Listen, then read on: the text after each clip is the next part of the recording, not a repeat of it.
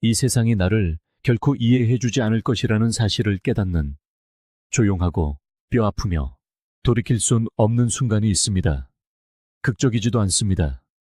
관객도 박수갈채도 없습니다. 그저 침묵만이 존재할 뿐입니다. 아무도 이 상황을 해결해주러 오지 않을 것이며 아무도 당신의 고통을 생각하며 밤을 지새우지 않을 것이라는 사실을 깨달았을 때 뼛속까지 스며드는 그런 침묵 말입니다. 그리고 그 침묵 속에서 무언가 태고적인 것이 깨어납니다. 간청하지도 설명하지도 또 누군가에게 보여질 필요도 없는 그런 종류의 쥐혀입니다. 바로 그 순간 당신은 연기를 멈추고 진정한 당신이 되기 시작합니다. 세상은 무관심할지 몰라도 당신까지 무력할 필요는 없기 때문입니다. 스토아 학파는 우리보다 훨씬 오래전에 이 사실을 이해했습니다. 그들은 기대가 죽는 순간 힘이 생겨나고 그 죽음 속에서 진정한 삶이 시작된다고 믿었습니다. 만약 당신이 다른 사람의 인정을 쫓는 것을 멈추고 내면의 힘을 기를 준비가 된 사람이라면 구독을 고려해 보십시오. 이는 스스로에게 하는 조용한 맹세이자 규율과 명료함, 그리고 자존감에 뿌리내린 삶을 향한 첫걸음이 될 것입니다. 이곳에서 우리는 세상의 박수갈채를 쫓지 않습니다. 우리는 세상이 무시할 수 없는 것을 만들어갑니다. 대부분의 사람들은 자신의 고통이 다른 사람 눈에도 보일 것이라는 조용한 환상을 품고 살아갑니다. 내가 충분히 아파하면 누군가 개입해 줄 것이고 어쩌면 말을 잘 고르면 누군가 이해해 줄 것이라고 말입니다. 이는 우리가 자라온 방식 깊숙이 자리 잡은 입 밖으로 내뱉지 않는 부드러운 희망입니다. 내가 고통스러우면 세상이 신경 써줄 것이다. 하지만 삶은 계속되고 고통은 무시당하며 눈물은 아무도 모르게 흐르고 전화기는 잠잠합니다. 바로 그때 무언가 변화가 일어납니다. 당신은 그 환상이 무엇인지 그 실체를 보기 시작합니다. 그것은 당신의 가치를 반영하는 것이 아니라 사람들이 저마다의 혼돈에 얼마나 사로잡혀 있는지를 보여주는 거울이었습니다. 모든 사람은 당신이 결코 온전히 볼 수 없는 무언가와 싸우고 있습니다. 마치 그들이 당신의 싸움을 결코 온전히 볼 수 없는 것처럼 말입니다. 만약 당신이 남에게 보여주는 것에 정체성을 쌓아 올린다면 당신은 평생을 보이지 않는 존재, 즉 간과되는 조용한 고통 속에서 살게 될 것입니다. 이것은 잔인함이 아니라 현실입니다. 그리고 자세히 들여다보면 어쩌면 이 현실이 당신에게 중요한 무언가를 가르쳐 주려 하고 있는지도 모릅니다. 어릴 때 우리는 고통이 인정받을 가치가 있다고 믿습니다. 우리가 괴로워하면 누군가 우리에게 위로를 비쳤다고 생각합니다. 하지만 진실은 삶은 인내에 대해 메달을 수여하지 않는다는 것입니다. 당신이 무릎 꿇고 있을 때 천사를 보내주지도 않습니다. 그저 계속 흘러갈 뿐입니다. 사람들은 각자의 삶을 살아가고 다른 이들은 당신을 잊습니다. 낯선 이들은 아기가 있어서가 아니라 자신의 문제에 허우적거리느라 당신의 소식을 그냥 지나칩니다. 가혹하게 들릴지 모르지만 가혹함이 거짓을 의미하지는 않습니다. 그리고 여기 기이한 반전이 있습니다. 그 깨달음은 고통스럽기는 하지만 자유로워지기 위한 첫걸음이라는 것입니다. 세상이 당신의 고통에 반응해 주리라는 기대를 멈추는 순간 당신은 기다림을 멈추게 됩니다. 당신이 힘들어하는 것을 누군가 알아주길 바라며 삶을 멈춰 세우는 일을 그만두게 됩니다. 당신은 박수갈채와는 아무 상관없는 이유들로 움직이기 시작합니다. 칼 융은 이렇게 말했습니다. 세상은 당신에게 누구냐고 물을 것이고 만약 당신이 모른다면 세상이 당신에게 알려줄 것이다. 하지만 그가 말하지 않은 것, 당신이 경험을 통해 배우게 되는 것이 있습니다.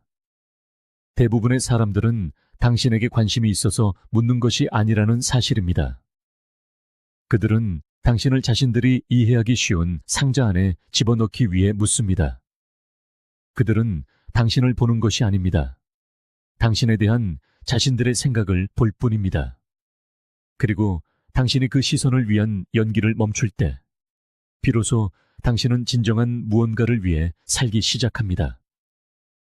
당신이 당신 자신의 이야기를 제외하고는 그 누구의 이야기에서도 주인공이 아니라는 사실을 깨달을 때 찾아오는 슬픔이 있습니다. 이것은 거절이 아닙니다. 그저 자연의 이치일 뿐입니다. 누구도 당신을 이해해야 할 의무는 없습니다. 누구도 안개 속을 헤쳐나가는 당신의 손을 잡아줄 필요는 없습니다. 그리고 이것이 세상을 더 차갑게 느껴지게 할 수는 있지만, 동시에 당신의 내면 세계를 더 밝게 타오르게 만듭니다. 이제는 당신 스스로가 불을 지피는 사람이 되었기 때문입니다. 더 이상 당신의 침묵 속에 숨겨진 의미를 누군가 읽어주기를 기다리지 않습니다. 더 이상 당신의 조용한 무너짐을 우연히 이해하는 누군가가 알아채고 부드럽게 고쳐주기를 바라지 않습니다. 이제는 당신 스스로가 이해합니다. 그리고 그것이 모든 것을 바꿉니다.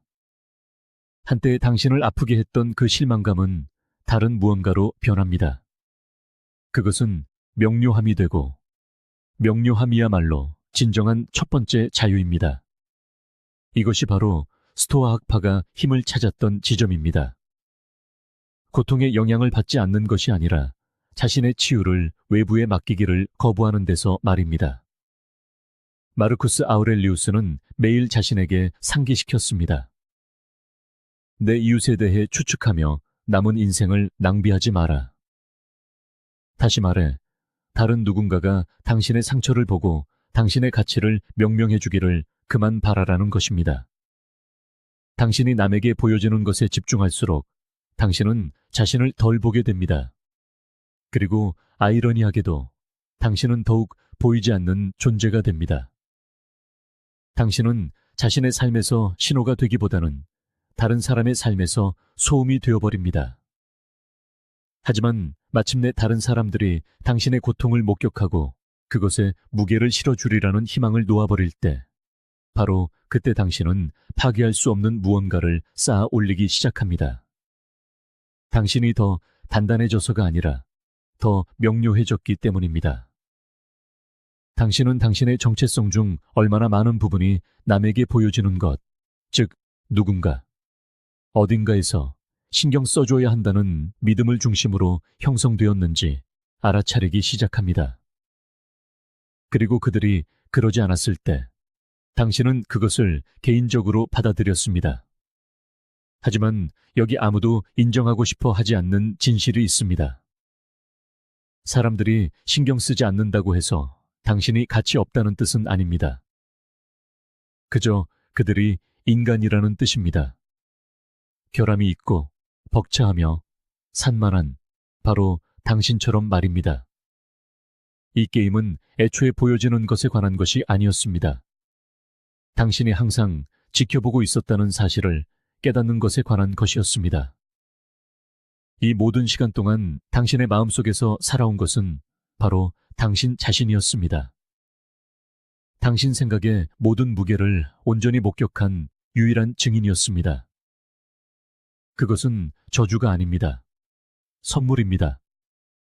왜냐하면 그것은 당신의 서사를 바꿀 힘을 가진 사람이 다른 이들이 아니라 바로 당신이라는 것을 의미하기 때문입니다. 바로 당신입니다. 보이지 않는 것에는 힘이 있습니다. 관객 없이 걷는 것에는 명료함이 있습니다. 에픽테토스는 말했습니다. 당신의 철학을 설명하지 마라. 그것을 구현하라. 그리고 당신이 보여지기를 바라는 것을 멈출 때 바로 이런 일이 일어납니다. 당신은 되기 시작합니다. 관심을 위해서도 인정을 위해서도 아닙니다. 당신 안에 무언가가 작게 머무르기를 거부하기 때문입니다. 한때 견딜 수 없게 느껴졌던 고통은 당신의 청사진이 됩니다. 한때 당신을 괴롭혔던 침묵은 당신의 스승이 됩니다. 한때 당신을 두렵게 했던 고독은 당신의 집이 됩니다. 그리고 그 변화가 일어날 때 당신은 더 이상 당신의 상처를 광고할 필요가 없습니다. 그저 그것들을 다르게 짊어질 뿐입니다. 짐으로서가 아니라 당신이 계속 나아갔다는 증거로서 말입니다. 그러니 어쩌면 간과되었다는 것은 당신이 생각했던 비극이 아니었을지도 모릅니다. 어쩌면 그것은 시작이었을지도 모릅니다. 환상의 느리고 조용한 죽음, 그리고 진정한 무언가의 탄생, 견고한 무언가, 더 이상 인정을 구하지 않는 무언가. 왜냐하면 그것은 영원한 것을 쌓아 올리느라 너무 바쁘기 때문입니다. 위대한 무언가가 되기 위해 남에게 보여질 필요는 없습니다. 당신은 자신을 명확하게, 정직하게, 꾸밈없이 볼 필요가 있습니다. 바로 거기서 모든 것이 변합니다. 바로 거기서 당신의 진짜 삶이 시작됩니다. 아무도 귀 기울이지 않을 때 예상치 못한 일이 일어납니다. 당신은 자기 자신에게 귀 기울이기 시작합니다. 피상적인 목소리가 아닙니다. 다른 사람들이 당신에게 기대하는 것을 메아리치는 그런 목소리 말입니다. 그 아래에 있는 더 조용한 목소리, 세상의 소음과 경쟁하기에 충분히 크지 않아서 당신이 무시해왔던 그 목소리입니다. 하지만 박수갈채가 없는 곳에서 침묵은 뿌리를 내립니다. 당신은 자신의 생각을 더 명확하게 듣기 시작합니다. 배경 소음으로서가 아니라 지침으로서 말입니다. 처음에는 이상합니다. 심지어 불편하기까지 합니다. 당신은 다른 사람들의 눈에 비친 자신의 모습을 확인하는 데 익숙합니다. 하지만 그 눈들이 외면할 때 당신은 안에서부터 자신을 보는 법을 배웁니다. 바로 그때 무언가 변화가 일어납니다. 당신은 다르게 움직이기 시작합니다. 누군가 당신에게 그렇게 하라고 말해서가 아닙니다. 누군가 당신을 믿어줘서도 아닙니다. 당신이 나타나기로 결심했기 때문입니다. 증인도 없이, 응원단도 없이, 문을 열어주는 사람도 없이. 자립심은 한순간의 자신감 폭발로 찾아오지 않습니다. 그것은 천천히, 종종 외로움으로 위장한 채 도착합니다. 어느 날 아침 눈을 뜨면 아무도 안부를 묻지 않고 아무도 어떻게 지내는지 묻지 않는다는 것을 깨닫습니다. 그리고 무너지는 대신 당신은 쌓아 올리기 시작합니다. 당신은 자신을 진지하게 대하기 시작합니다. 다른 사람들이 그래서가 아닙니다. 당신이 기다림에 지쳤기 때문입니다. 당신은 얼마나 많이 누군가가 계속해도 좋다는 허락을 해주기를 바라며 성장을 멈추었습니까?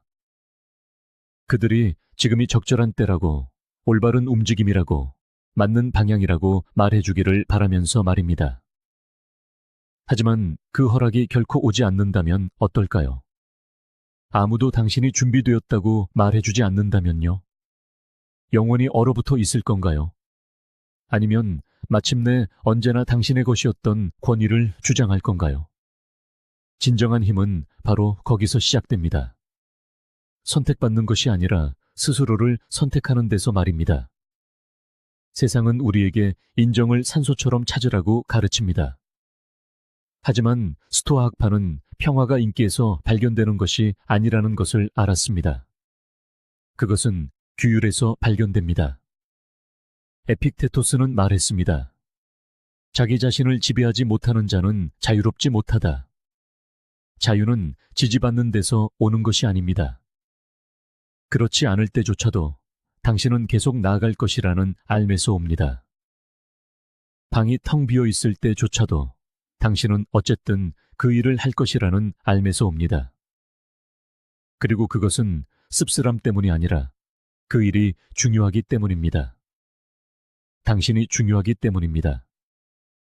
당신이 그것을 이해할 때 나타나는 행위는 더 이상 연기가 아니라 자존감의 표현이 됩니다.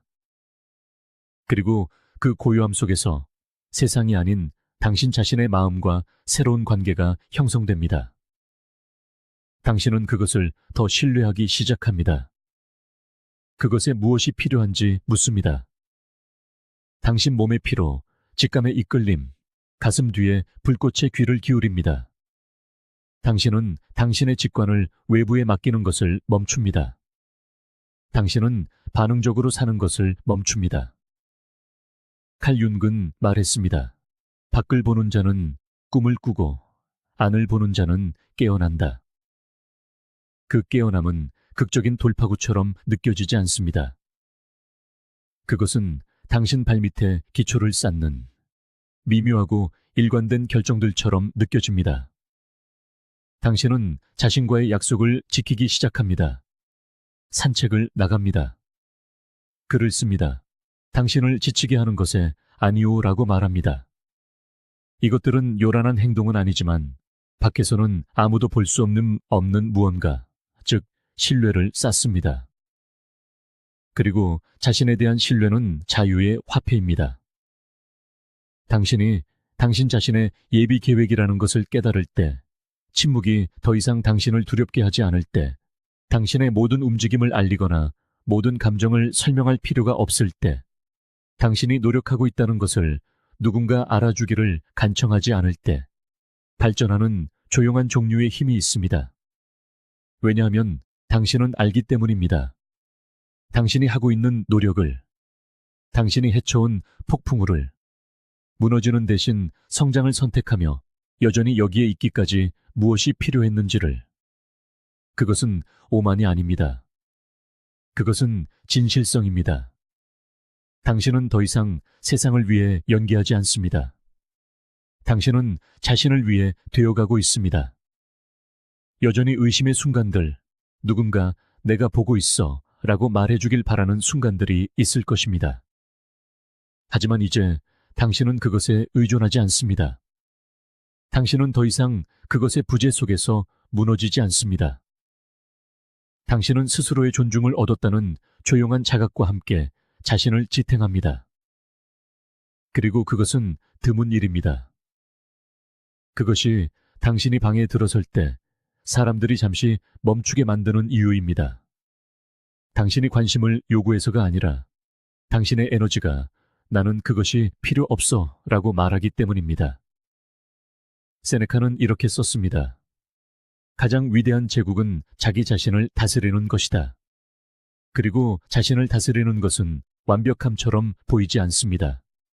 그것은 보이지 않는 상황 속에서의 일관성처럼 보입니다.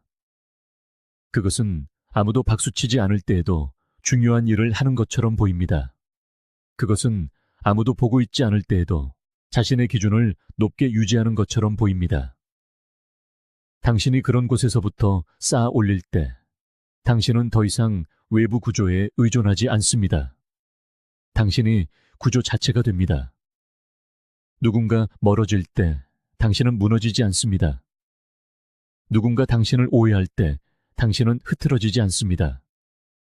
왜냐하면 당신의 기초는 애초에 그들의 이해 위에 세워진 것이 아니었기 때문입니다.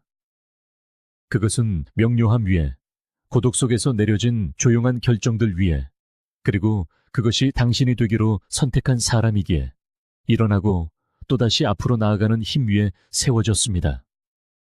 그리고 이것이 가장 중요한 부분입니다.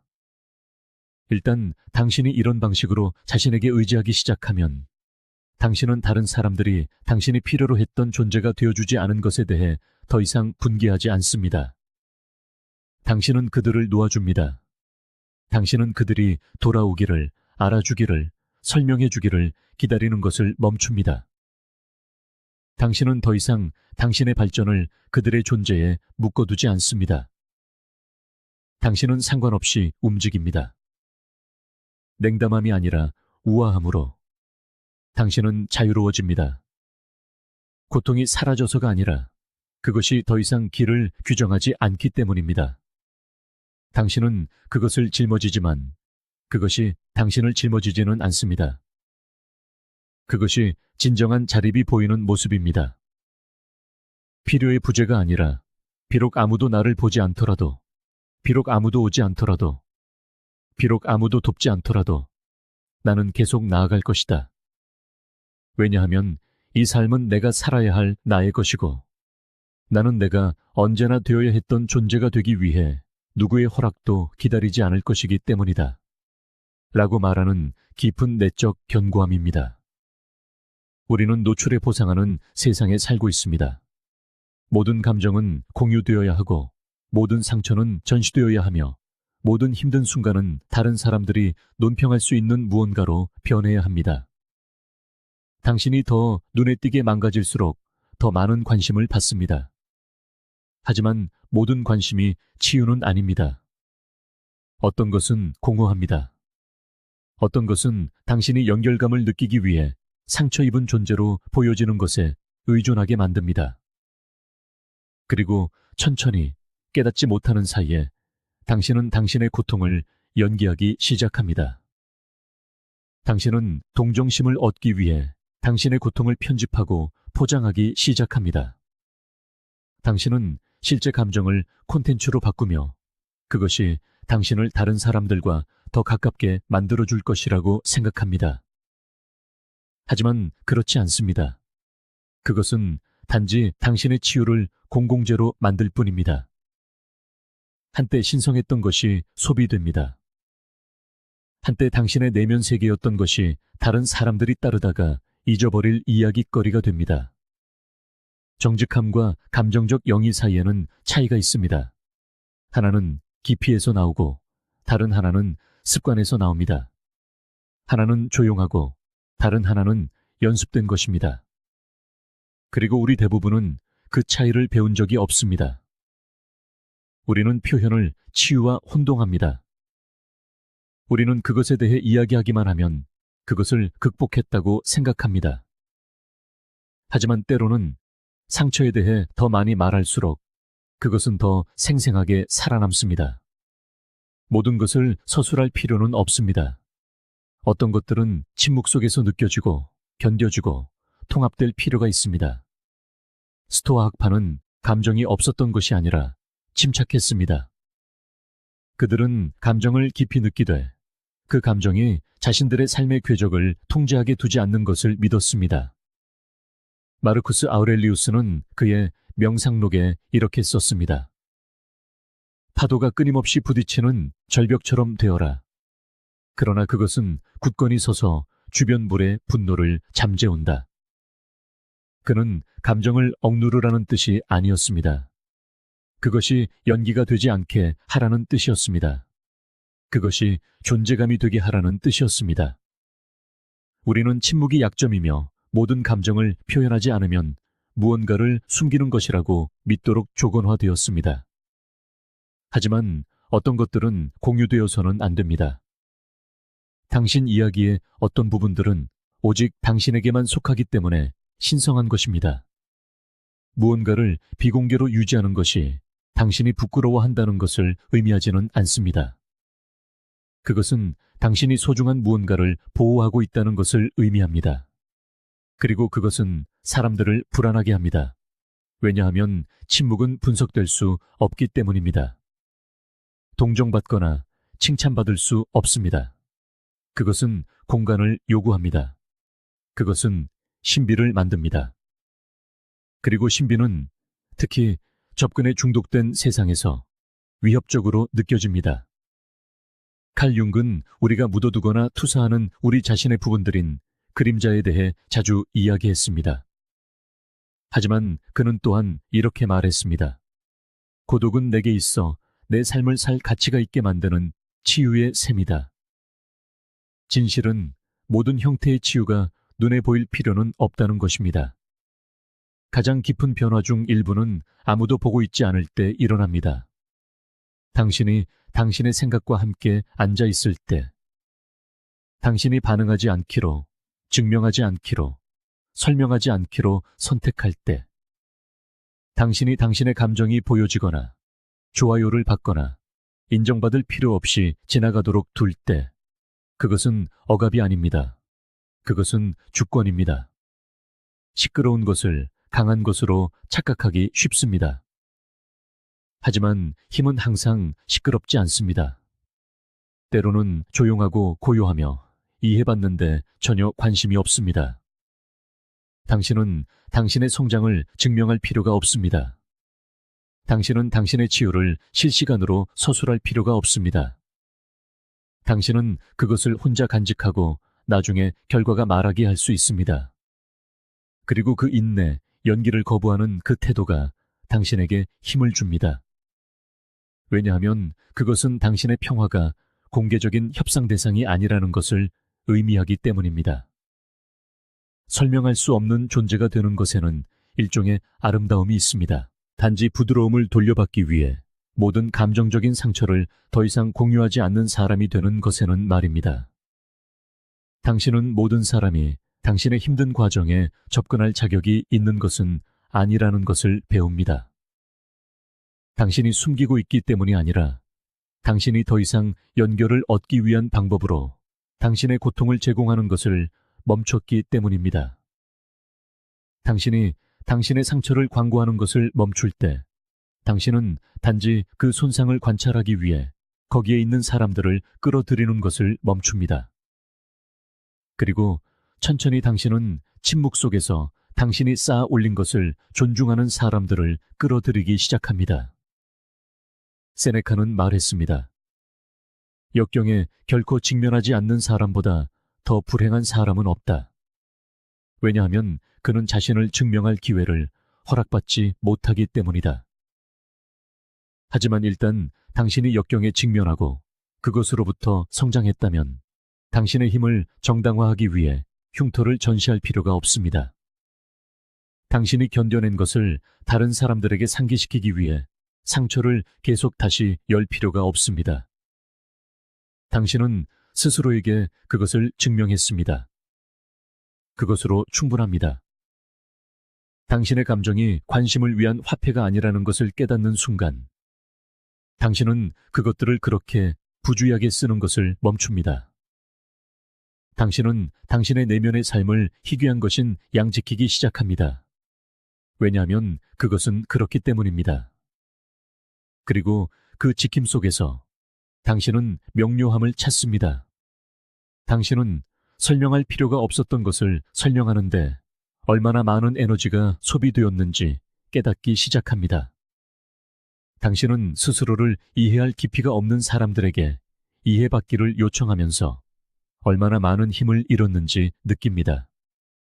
당신은 군중의 취약성을 어떻게 축하하는지 지켜봅니다. 하지만 진정한 취약성은 노출이 아니라는 점을 언급하는 것을 잊습니다. 그것은 분별력입니다. 그것은 언제 말하고 언제 침묵해야 하는지를 아는 것입니다. 그것은 누가 진짜 당신을 볼 자격이 있고 누가 단지 표면만 볼 자격이 있는지를 선택하는 것입니다. 당신의 감정이 중요하기 위해 세상이 그것을 인정해 줄 필요는 없습니다.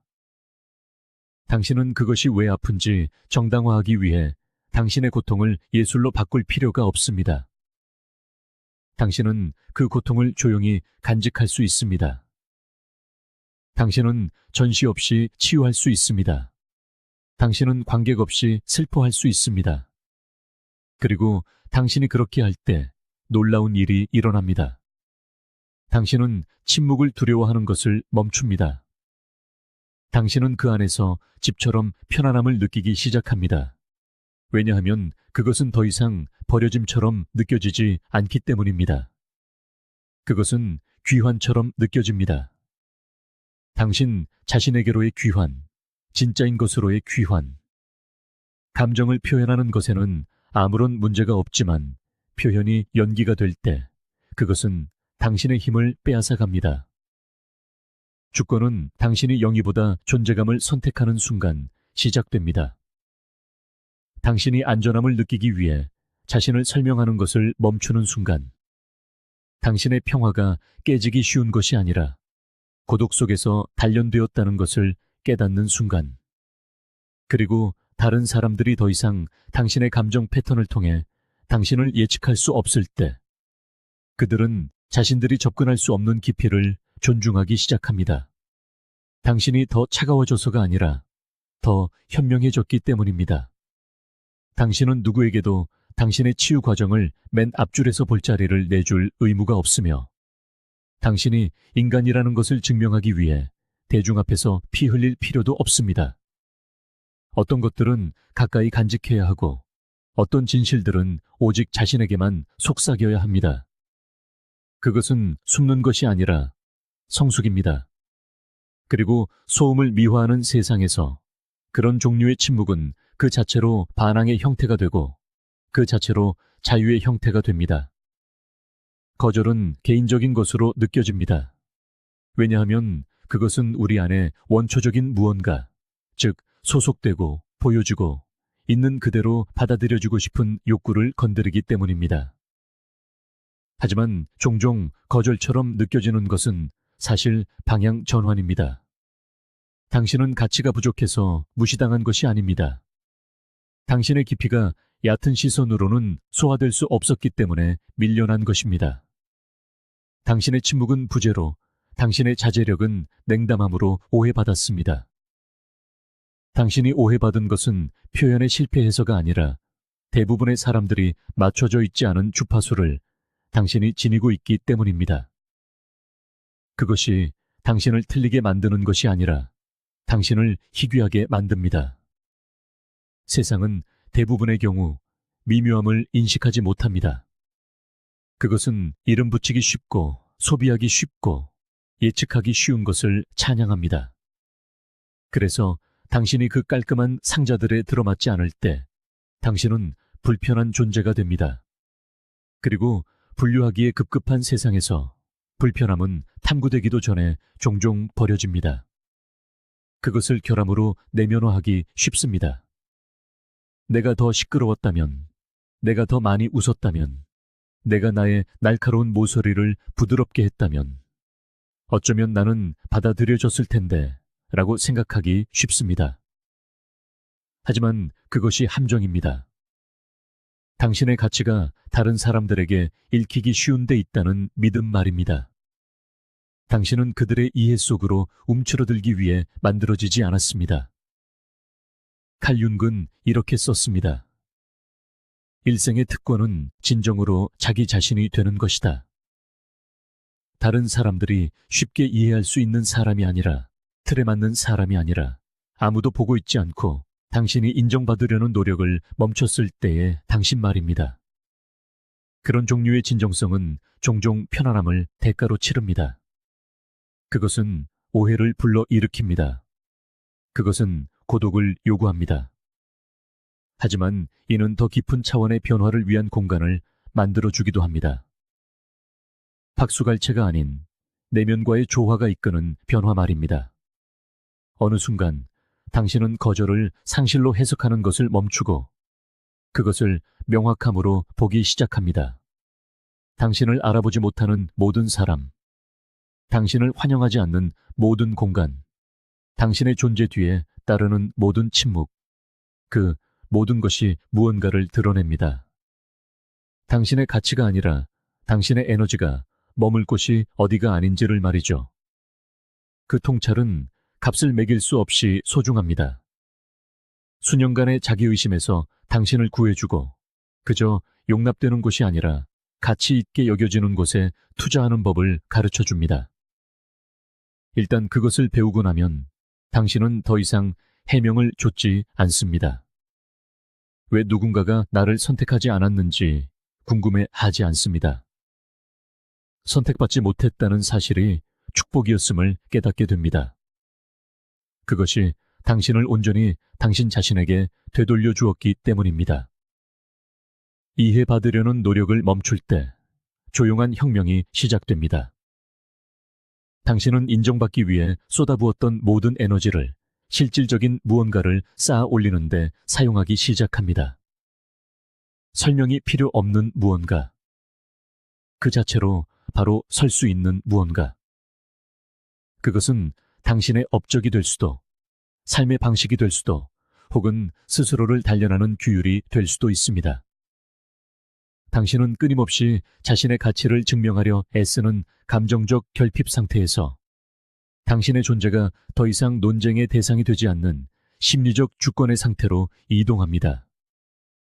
바로 그때 당신의 무게중심이 내면으로 옮겨옵니다. 더 이상 타인의 인정에 흔들리지도 거절에 동요하지도 않습니다. 당신은 땅에 깊이 뿌리내리게 됩니다. 그리고 뿌리내린 사람은 자석처럼 사람을 끌어당깁니다. 관심을 구걸해서가 아니라 너무나도 빠르게 돌아가는 세상 속에서 안정적인 무언가를 지니고 있기 때문입니다. 사람들은 여전히 당신을 오해할 겁니다. 당신의 침묵, 당신의 야망, 당신의 경계를 이해하기 위해 자신들만의 이야기를 만들어낼 것입니다. 그냥 내버려 두세요. 당신은 모든 거짓된 이야기를 바로잡을 책임이 없습니다. 마르쿠스 아우렐리우스는 말했습니다. 그 주제에 대해 아무것도 모르는 만 명의 의견은 아무 가치가 없다. 저 마흔 뭐 벌써 밖에. 그 주제는 바로 당신입니다. 그리고 대부분의 사람들은 당신을 모릅니다. 제대로 알지 못합니다. 그들은 언뜻 보이는 모습, 단편적인 조각들만 볼 뿐입니다. 그들은 투영하고 추측하고 단순화합니다. 한때는 그것이 당신을 괴롭혔을지 몰라도 이제 당신은 그것을 있는 그대로 봅니다. 그저 소음일 뿐이라는 것을요. 소음을 바로잡으려는 욕구를 내려놓는 순간 당신의 집중력은 날카로워집니다. 더 많은 것을 해내고 더 깊이 잠들며 더 명료하게 움직입니다. 이제 당신의 삶은 더 이상 올바르게 인식되는 것을 중심으로 구축되지 않기 때문입니다. 진실하게 살아가는 것을 중심으로 구축됩니다. 여기에는 엄청난 평화가 깃들어 있습니다.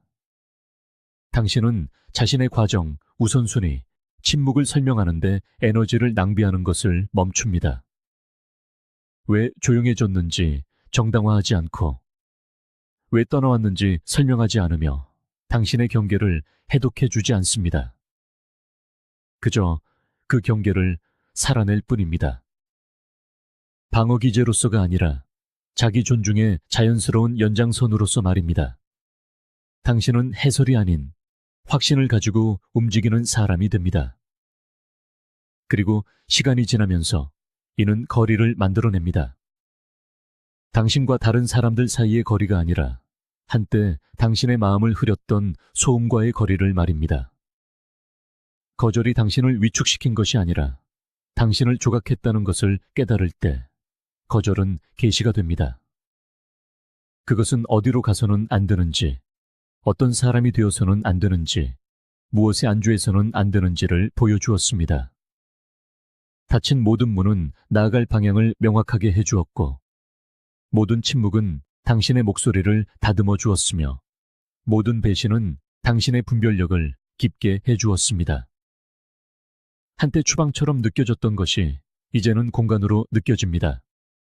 무언가를 지을 공간, 숨 쉴 공간, 마침내 자기 자신이 될 공간, 받아들여지는 존재가 아니라 부정할 수 없는 존재가 되는 것입니다. 그리고 인정받고 싶어 하는 마음에서 스스로 존재하기를 선택하는 것으로의 이 전환, 이 움직임은 모든 것을 바꿉니다. 당신은 들리기 위해 말하는 것을 멈추고 무언가를 쌓기 위해 말하기 시작합니다. 자신의 가치를 증명하기 위해 방에 들어서는 것을 멈추고 이미 그 가치를 알고 있는 채로 들어섭니다. 내가 너무 과한가, 너무 조용한가, 너무 강렬한가 묻는 것을 멈추고 이 공간이 나의 진실을 담기에는 너무 작은가 묻기 시작합니다. 당신의 깊이를 사과하는 것을 멈추고 그것을 보호하기 시작합니다. 그것은 오만이 아닙니다. 부활입니다. 그러니 만약 당신이 외면당해왔다면 그것을 당신의 입문식으로 삼으세요. 오해받아왔다면 그것을 당신의 전환점으로 삼으세요. 당신은 누군가를 편안하게 해주기 위해 자신을 설명하러 온 것이 아닙니다. 당신은 그 존재만으로 방 안의 공기를 바꾸는 사람이 되기 위해 여기에 있습니다. 그리고 그 시작은 거절이 당신 가치의 끝이 아니라 당신의 명확함의 시작임을 마침내 이해할 때 찾아옵니다. 사람들은 고독을 마치 벗어나야 할 어떤 것으로 이야기합니다. 타인의 부재가 곧 가치의 부재인 것처럼 말입니다. 하지만 의도를 가지고 선택한 고독은 고립이 아닙니다. 그것은 변모입니다. 당신을 위축시키는 것이 아니라 당신에게 속하지 않은 모든 것을 태워 없앱니다. 처음에는 침묵처럼 느껴집니다. 세상의 소음이 사라지고 오직 당신 자신의 생각만이 남는 무겁고 메아리치는 침묵. 하지만 천천히 그 침묵은 날카로워집니다. 거짓말하지 않는 거울이 됩니다. 그리고 그 어떤 방해도 없는 곳에서 당신이 보게 되는 것은 당신의 약점이 아닙니다. 당신의 기반입니다. 고독은 당신을 파괴하지 않습니다. 소음 아래에 항상 존재했던 것을 드러낼 뿐입니다. 인정받고 싶은 갈망, 남을 기쁘게 하려는 충동, 당신이 하고 있는 줄도 몰랐던 미묘한 연기들. 그런 것들이 홀로 있는 용광로 속에서 녹아내리기 시작합니다. 그리고 그 자리에 더 단단한 무언가가 형성됩니다. 진짜인 무언가가. 바로 그 고요함 속에서 당신은 비로소 자신을 정직하게 마주하기 시작합니다. 타인을 위해 연출된 당신의 모습이 아닙니다. 기대나 의무에 의해 형성된 정체성이 아닙니다.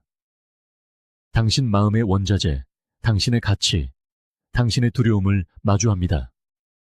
그리고 많은 사람들에게 이것이 바로 고독이 그토록 두려운 이유입니다. 감명시켜야 할 사람도 쫓아야 할 사람도 아무도 남지 않았을 때 당신은 마침내 진실과 마주하게 되기 때문입니다. 연기도 편집도 없는 오직 당신 자신과. 처음에는 그것이 상실처럼 느껴질지 몰라도 사실 그것은 자유의 시작입니다. 에픽테토스는 썼습니다. 우리를 불안하게 하는 것은 사물 그 자체가 아니라 그것에 대한 우리의 판단이다. 고독 속에서 그 판단들이 눈에 보이게 됩니다.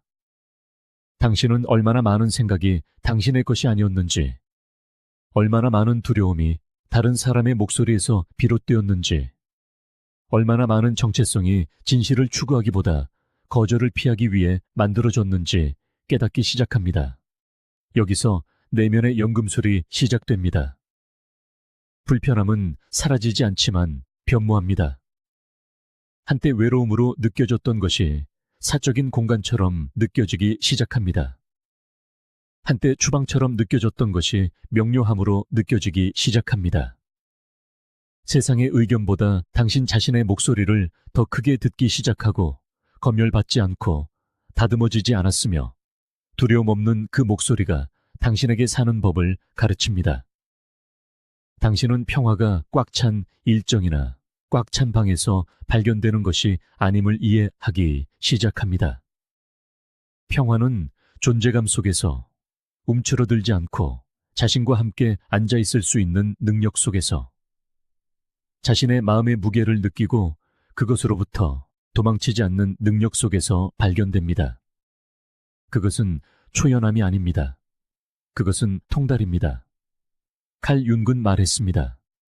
밖을 보는 자는 꿈을 꾸고 안을 보는 자는 깨어난다. 고독은 당신이 내면을 들여다보도록 깨어나도록 강요합니다.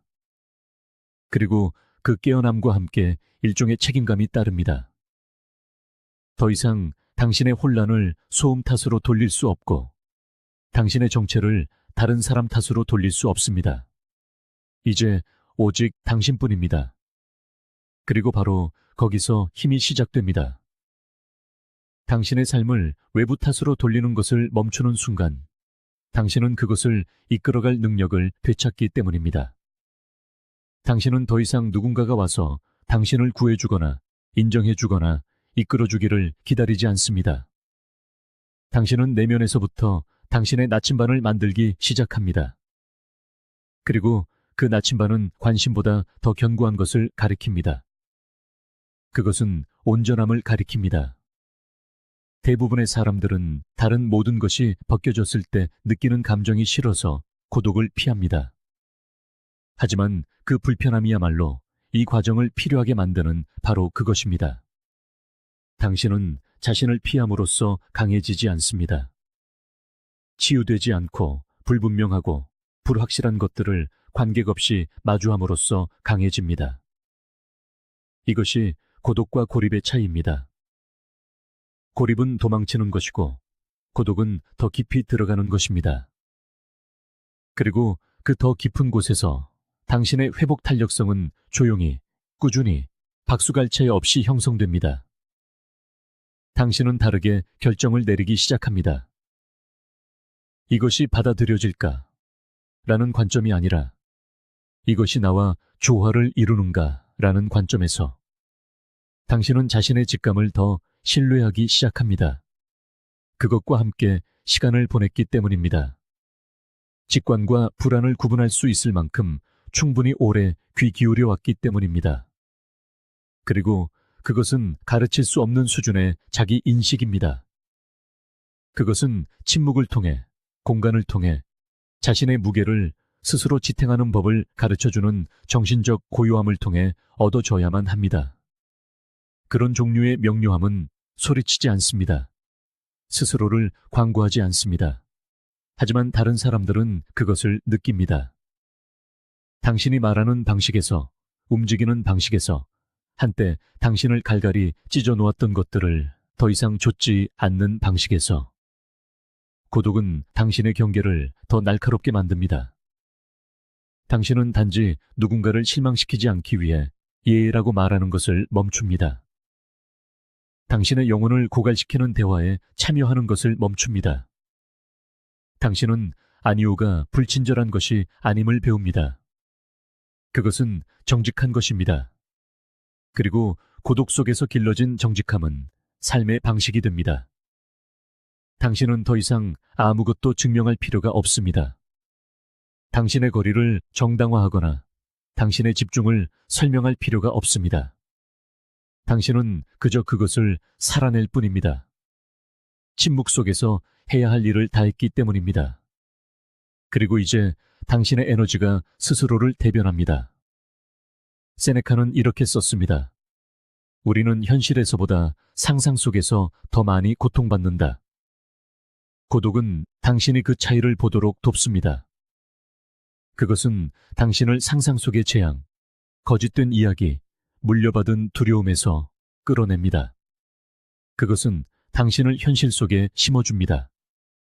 그리고 그 토양에서 흔들리지 않는 무언가가 자라납니다.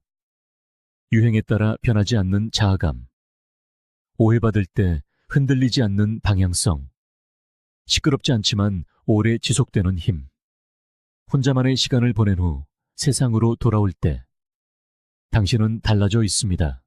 차가워진 것이 아니라 신중해진 것입니다. 냉소적으로 변한 것이 아니라 경계가 분명해진 것입니다. 당신은 들리기 위해 말하지 않습니다. 당신의 말은 소음이 아닌 고요함에서 나오기 때문에 말합니다. 당신은 쉽게 흔들리지 않고 쉽게 동요하지 않습니다. 당신이 서 있는 땅을 알기 때문입니다. 당신이 조용한 순간들을 하나하나 쌓아 올려 직접 만든 땅입니다. 그러니 고독은 벌이 아닙니다.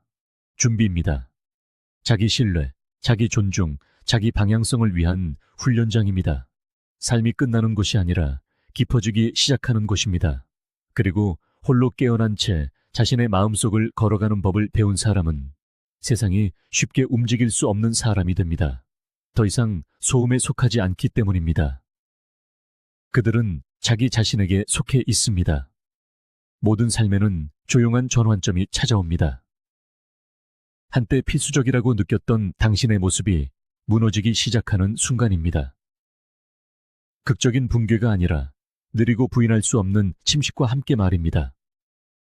인정을 필요로 하고 너무 작은 공간에 맞추기 위해 자신을 구부리고 사랑받기 위해 말을 연습했던 그 옛 자아. 그 자아가 무겁고 낡고 거짓되게 느껴지기 시작합니다. 당신은 습관 때문에, 두려움 때문에, 어쩌면 죄책감 때문에 그것을 조금 더 끌고 가려 합니다. 하지만 그것은 질질 끌리고 뻣뻣해지며 결국 썩기 시작합니다. 그것은 실패가 아닙니다. 진화입니다. 당신 안에서 무언가가 죽을 때 그것이 항상 상실인 것은 아닙니다. 때로는 그것이 더 깊은 무언가의 첫 숨결이며 더 정직한 존재의 시작입니다. 처음에는 방향을 잃은 듯한 기분이 듭니다. 더 이상 예전의 당신 같지 않지만 그렇다고 돌아갈 수도 없습니다. 가면은 맞지 않고 옛 패턴들은 지치게 느껴집니다. 당신은 말을 줄이지만 당신이 하는 말은 더 큰 무게를 지닙니다. 할 말이 없어서가 아니라 더 이상 모든 사람에게 이해받을 필요를 느끼지 못하기에 설명을 멈춥니다. 인정을 좇는 추격전은 희미해지고 그 자리에 꾸준한 무언가가 자라기 시작합니다. 당신은 더 큰 의도를 가지고 움직입니다. 불안감 때문에 침묵을 채우지 않고 사람들을 편안하게 해주기 위해 당신의 성격을 연기하지 않습니다. 당신은 그저 산처럼 고요하고 주시하며 흔들림 없이 서 있습니다. 이 변화가 일어날 때 사람들이 보이는 반응은 기묘합니다. 어떤 이들은 거리를 두고 다른 이들은 무엇이 변했는지 묻습니다. 그들은 당신이 더 차가워지고 멀어지고 재미없어졌다고 말할 겁니다. 그들이 진정으로 감지하는 것은 당신이 애초에 동의한 적 없는 감정 노동에 더 이상 자신을 내어주지 않는다는 사실입니다. 당신은 끊임없이 상대를 안심시켜 주어야 하는, 지나치게 비위를 맞춰야 하는 게임에서 발을 뺀 것입니다. 당신은 더 이상 사랑받는 것에 중독되어 있지 않으며 그 부재는 사람들을 불편하게 만듭니다. 이제 그들은 더 이상 당신을 예측할 수 없고 한때 순응했던 사람의 예측 불가능성은 당신의 옛 모습에 여전히 매달려 있는 사람들에게 위협적으로 느껴지기 때문입니다. 하지만 그들이 보지 못하는 것이 있습니다. 당신의 그 모습은 사라져야만 했습니다. 당신이 마침내 자유롭게 움직일 수 있도록 다른 사람의 이야기에 맞추기 위해 당신의 진실을 편집하는 것을 멈출 수 있도록 그것은 떨어져 나가야만 했습니다. 칼 융은 썼습니다. 우리는 어떤 것을 받아들이지 않고서는 바꿀 수 없다. 비난은 해방시키지 않고 억압할 뿐이다. 당신은 증오심 때문에 옛 자아를 죽인 것이 아닙니다. 진실을 통해 그것을 넘어선 것입니다. 당신은 공간에 대한 필요, 고독에 대한 갈망, 더 단순하고 조용한 힘에 대한 열망을 비난하는 것을 멈추었습니다. 그리고 그 수용 속에서 옛 자아는 벌로서가 아니라 통과 의례로서 해방되었습니다. 당신은 이 과정을 다른 사람들에게 설명할 필요가 없습니다. 진정으로 이해하는 사람들은 묻지 않을 것입니다.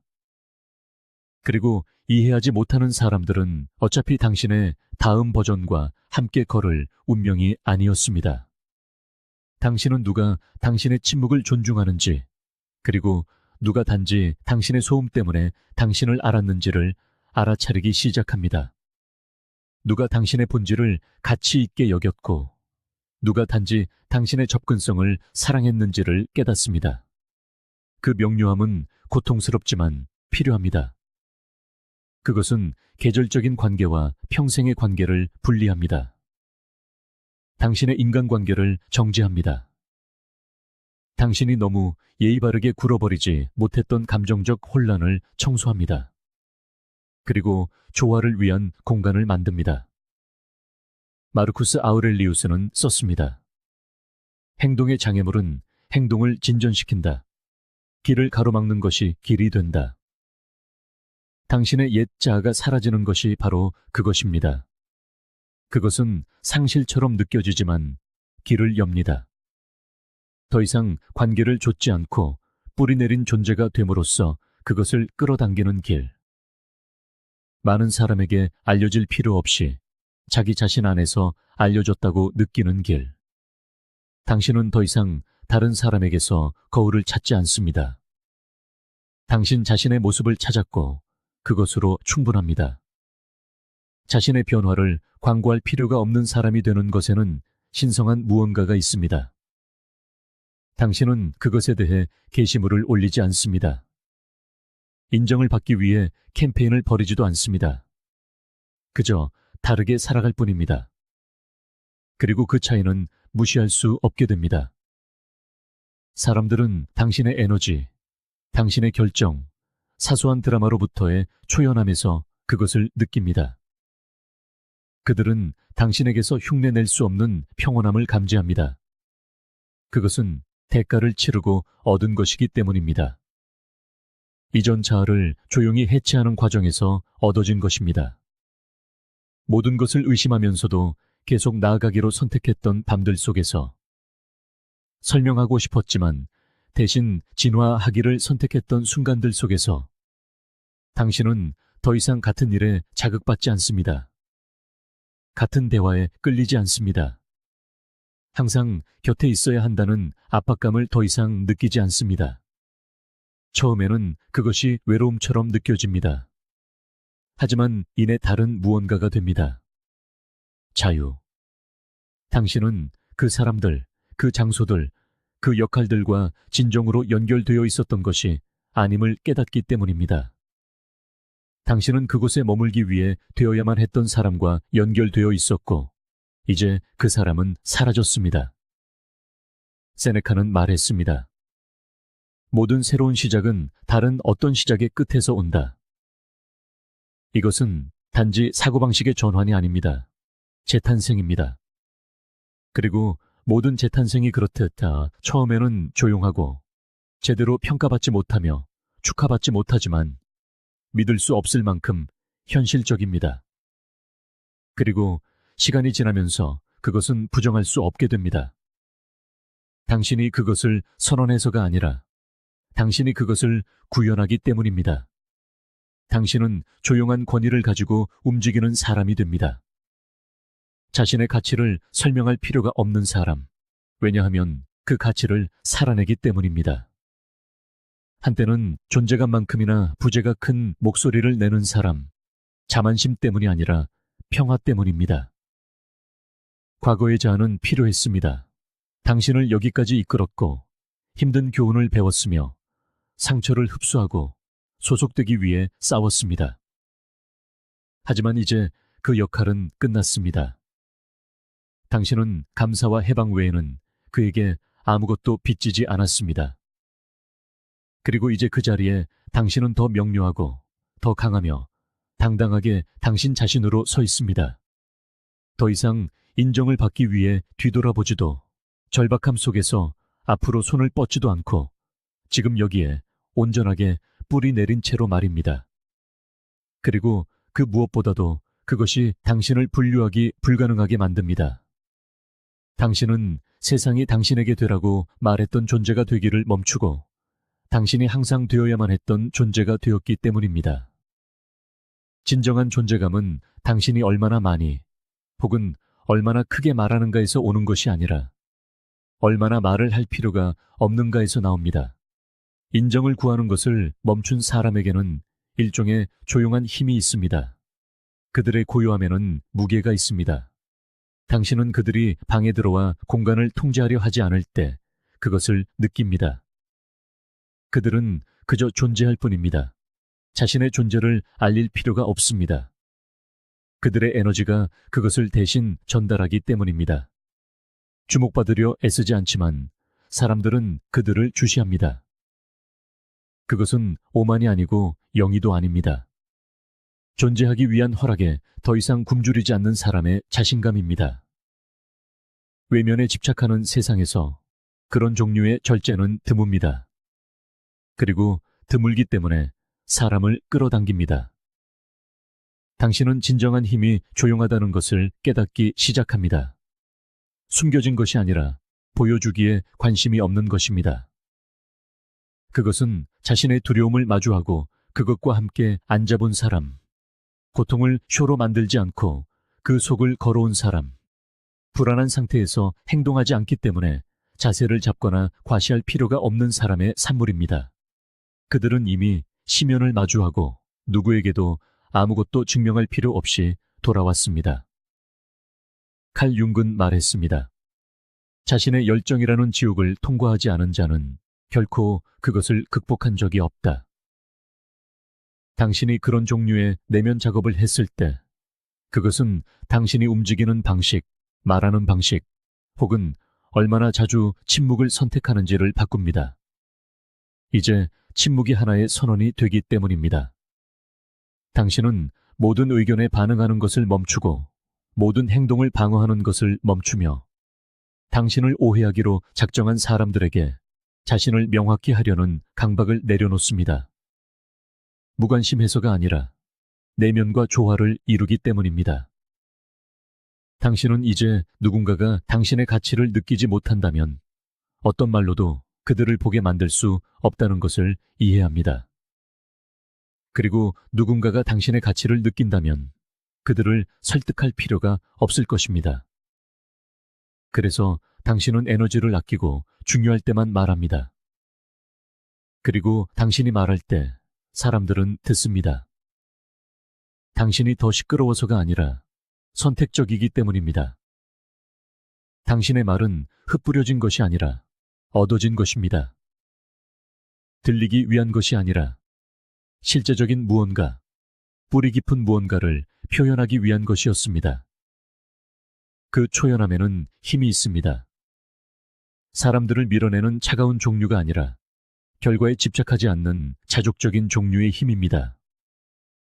당신이 더 이상 사람들에게 당신의 가치를 확인받는 것에 의존하지 않을 때, 당신은 그들을 당신의 정체성을 짊어져야 하는 책임에서 해방시키고, 당신 자신을 사랑받고 인정받고 칭찬받아야 한다는 끊임없는 줄다리기에서 해방시킵니다.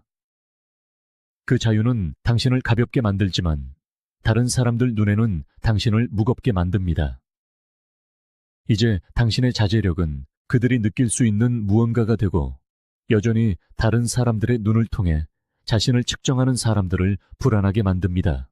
군중을 필요로 하지 않는 사람을 만날 때 그들은 자신이 여전히 군중을 위해 살고 있을지도 모른다는 사실과 마주해야 하기 때문입니다. 마르쿠스 아우렐리우스는 썼습니다. 선한 사람이 어떠해야 하는지에 대해 더 이상 시간을 낭비하지 마라. 그저 그런 사람이 되어라. 그것이 말없이 명령하는 것의 본질입니다. 당신은 인상적으로 보이려고 애쓰지 않습니다. 그저 당신이 가치 있게 여기는 것을 구현할 뿐입니다. 그리고 아이러니하게도 당신이 인상적으로 보이려는 노력을 멈출 때 당신은 종종 잊을 수 없는 사람이 됩니다. 당신이 소리쳤기 때문이 아니라 당신의 침묵에 깊이가 있었기 때문에, 당신의 고요함에 방향이 있었기 때문에, 당신이 방을 차지하려고 애쓰지 않았기 때문입니다. 당신은 영희보다 더 깊은 무언가에 뿌리를 내리고 있었던 것입니다.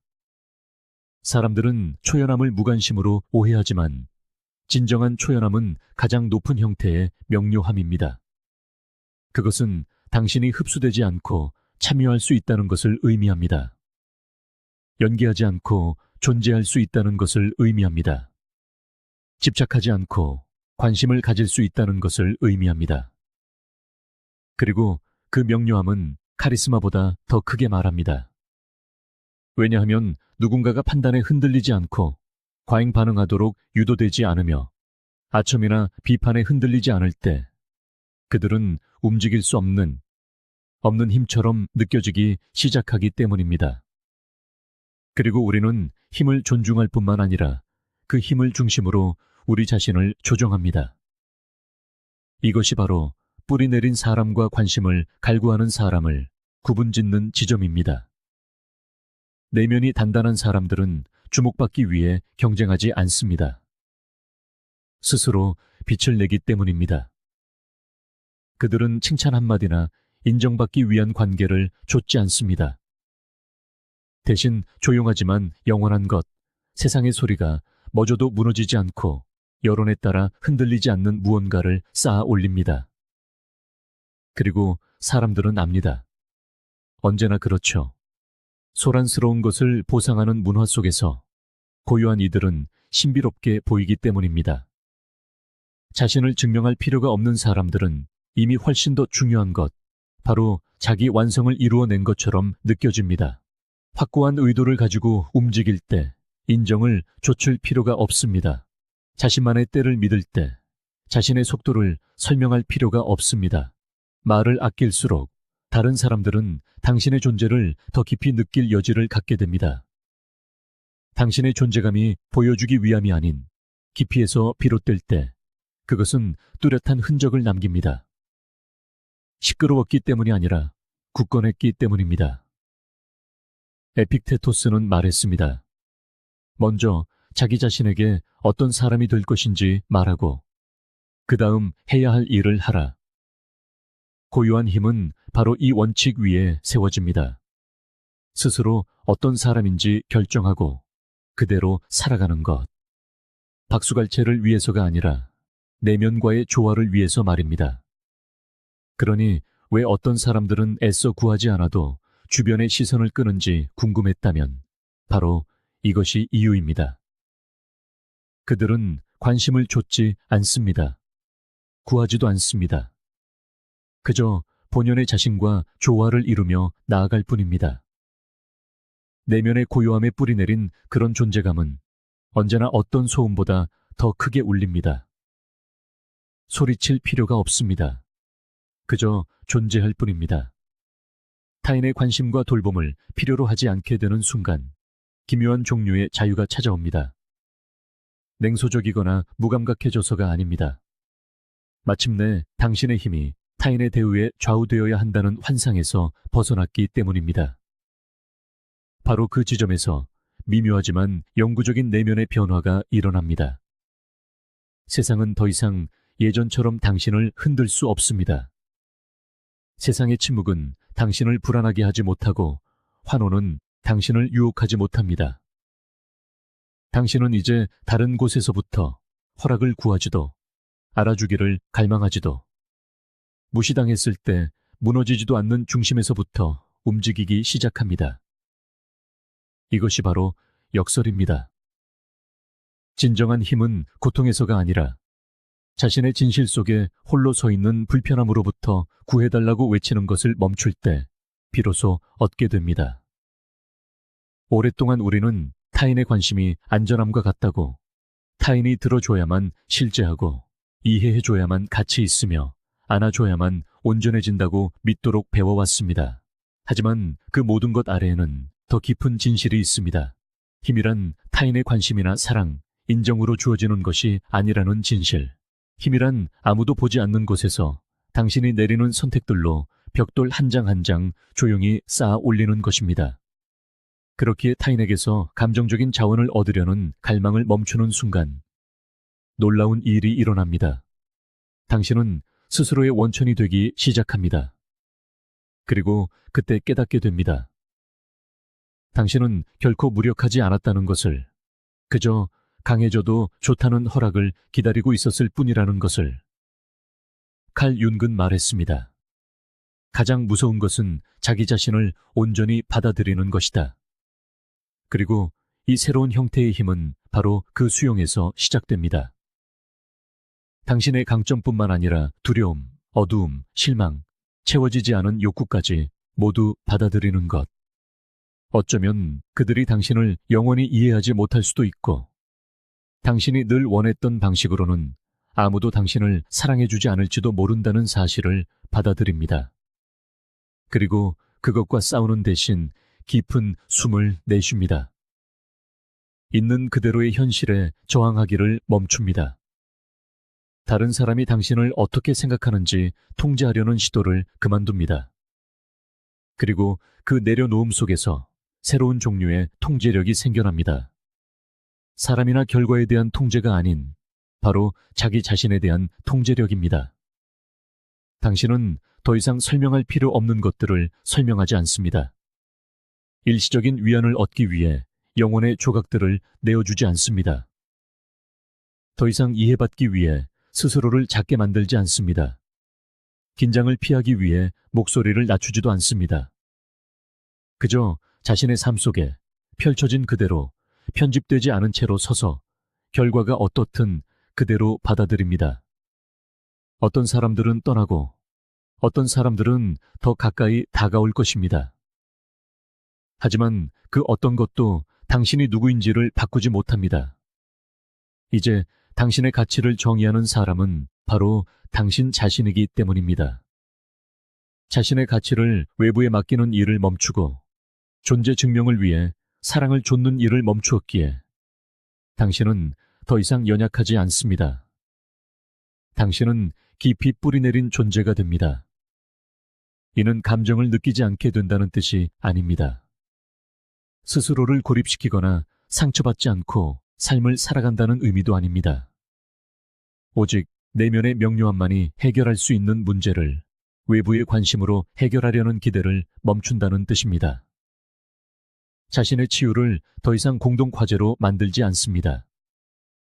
이제 당신은 평화란 홀로 만들어내는 것이며 그 고독을 끊임없이 타인을 초대해 증명받는 것이 아니라 스스로 지켜냄으로써 유지된다는 것을 압니다. 온전한 자신을 알기 위해 더 이상 타인의 눈에 비친 모습을 필요로 하지 않습니다. 이제 거울은 내면에 있으며 그 거울은 왜곡되지 않습니다. 당신은 또한 단절을 두려워하지 않게 됩니다. 가장 깊은 연결, 즉 자신과의 연결이 이미 확립되었기 때문입니다. 그것이 당신을 강하게 만듭니다. 차갑거나 거리를 두는 것이 아니라 온전히 자족적인 존재로 말입니다. 사람들은 오고 갈 수 있습니다. 당신은 사랑하고 사랑받을 수 있지만 그들의 존재나 부재에 당신의 기반은 흔들리지 않습니다. 이것은 삶으로부터의 분리가 아니라 자신만의 방식으로 세상과 관계를 맺는 것이며 이것이 바로 진정한 자율성의 모습입니다. 당신은 더 이상 자신의 마음속에서 손님으로 머물지 않습니다. 당신은 설계자가 됩니다. 마르쿠스 아우렐리우스는 이렇게 썼습니다. 당신은 외부 사건이 아닌 당신의 마음에 대한 힘을 가지고 있다. 이를 깨달으면 힘을 찾을 것이다. 누가 당신을 알아주는지, 누가 신경 쓰는지, 누가 박수치는지, 누가 곁에 머무는지에 더 이상 관심이 쏠리지 않을 때 당신은 그 에너지를 고립이 아닌 의도를 가지고 내면으로 돌립니다. 당신은 다른 질문을 던지기 시작합니다. 그들은 왜 나를 그렇게 대했을까? 가 아니라 남은 것들로 나는 무엇을 만들 수 있을까? 당신은 고통을 수련으로, 침묵을 전략으로, 실망을 설계로 바꾸기 시작합니다. 더 이상 좌절 속에 멈춰 서 있지 않기 때문입니다. 당신을 앞으로 나아가게 할 다음 인정의 물결을 얼어붙은 채 기다리고 있지 않기 때문입니다. 당신 자신이 거대한 흐름이 되었기 때문입니다. 이런 종류의 힘, 이 굳건하고 조용하며 누구도 건드릴 수 없는 힘은 행운이나 좋은 사람들 덕분에 주어지는 것이 아닙니다. 그것은 타인이 당신을 알아주길 바라는 것을 멈추고 대신 있는 그대로의 자신과 마주하는 순간에 벼려지는 것입니다. 그리고 그 만남의 자리에서 더 정직한 무언가가 솟아오릅니다. 더 이상 타인을 기쁘게 하기 위해 편집되지 않은 자아, 오해받을까 두려워하며 흔들리지 않는 방향, 타인의 기대에서 빌려온 삶이 아닌 마침내 온전히 소유하게 된 당신의 삶입니다. 당신은 절박함이 아닌 명료함으로 움직이는 사람이 됩니다. 자신의 감정을 모든 관계에 쏟아내지 않고 오롯이 품을 수 있는 사람이 됩니다. 박수 소리가 멈춰도 무너지지 않는 사람이 됩니다. 애초에 그들의 소음에 맞춰 자신의 리듬을 만들지 않았기 때문입니다. 어딘가로 가고 있다는 느낌을 받기 위해 누군가 당신을 따를 필요가 없습니다. 당신은 이미 어디로 가는지 알고 있습니다. 그리고 바로 그 때문에 사람들은 당신의 중력을 느끼기 시작합니다. 당신이 그것을 요구해서가 아니라 더 이상 필요로 하지 않기 때문입니다. 그리고 그것은 매우 드문 일입니다. 그러니 타인의 관심을 필요로 하지 않게 되었을 때 그 변화를 상실로 오해하지 마십시오. 그것은 회귀이며 되찾음이고 자신을 더욱 날카롭게 벼리는 과정입니다. 당신은 가장 중요한 것, 즉 스스로를 이끄는 능력, 좌절 속에서도 무너지지 않고 걸어가는 능력, 눈에 띄지 않아도 사라지지 않고 오해받아도 자신을 버리지 않는 능력을 되찾은 것입니다. 바로 거기서 모든 것이 변합니다. 삶이 당신에게 유리하게 움직이기 시작하는 것은 세상이 갑자기 당신을 이해해서가 아니라 당신이 더 이상 세상의 이해를 필요로 하지 않기 때문입니다. 그리고 그 공간 속에서 당신은 흔들리지 않는 존재가 됩니다. 그렇게 태어났기 때문이 아니라 당신의 마음이 마침내 당신은 이미 충분하다고 믿을 때까지 몇 번이고 거듭하여 그것을 선택했기 때문입니다. 강해지기 위해 반드시 보여질 필요는 없습니다. 온전해지기 위해 반드시 이해받을 필요도 없습니다. 세상이 관심을 가져주기를 기다리는 것을 멈추는 순간, 당신은 비로소 자신을 세상이 결코 무시할 수 없는 존재로 조용히, 온전히, 당당하게 빚어나가기 시작합니다.